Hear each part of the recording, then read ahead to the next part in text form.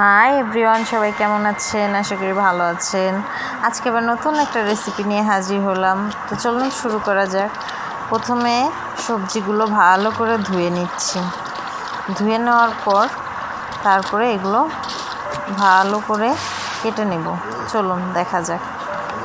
তারপরে একটি পাত্রে মাংসগুলো সিদ্ধ দিয়ে একটি আটার ভালো করে খামির বানিয়ে নেব।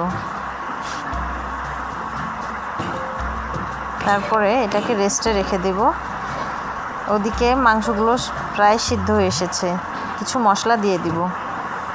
তারপরে আটাটাকে ভালো করে মথে নিব। তারপরে এটাকে চিকন চিকন করে কেটে আমরা এটা দিয়ে নুডলস তৈরি করব। আমরা সবজিগুলো ভালো করে কেটে নেব।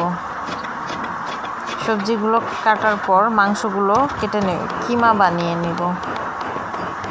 তো দেখতে থাকুন সবাই। তারপরে আবারও সবজিগুলো কেটে নেব। তো আমার ভিডিওগুলো ভালো লাগলে আমার চ্যানেলটাকে সাবস্ক্রাইব করবেন, পাশে থাকবেন, লাইক কমেন্ট শেয়ার করবেন। তো তারপরে আমরা একটি পাত্রে সবজিগুলো নিয়ে কিছু মশলা আর গরম তেল ছেড়ে দেব। তৈরি হয়ে গেল আমাদের একটা সালাদ আইটেম। তো তারপরে আমরা যে ডোটাকে রেখে দিয়েছিলাম রেস্টে, সেটা দিয়ে নুডলস বানিয়ে নিব। এখন নুডলস হয়ে গেছে, ছোট ছোট পিস করে কেটে পানিতে সিদ্ধ দিয়ে দিব। তো সিদ্ধ হতে থাক। আমরা সিদ্ধ হয়ে গেছে, এখন ঠান্ডা পানির মধ্যে রেখে মাংসের কিমাটা ভালো করে ভেজে নেব।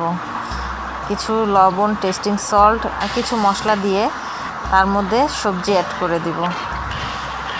সবজিটা ভালো করে ভুনা হয়ে আসলে তারপরে আমরা একটু পানি দিব, এবার নুডলসটা ছেড়ে দেব।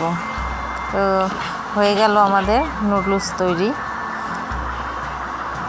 তো দেখুন কত লোভনীয় লাগছে। এদিকে মাংসগুলো সিদ্ধ হয়ে গেছে। তো চলুন পরিবেশন করা যাক। আলহামদুলিল্লাহ, অনেক মজা হয়েছে। আপনারা বাসায় ট্রাই করবেন।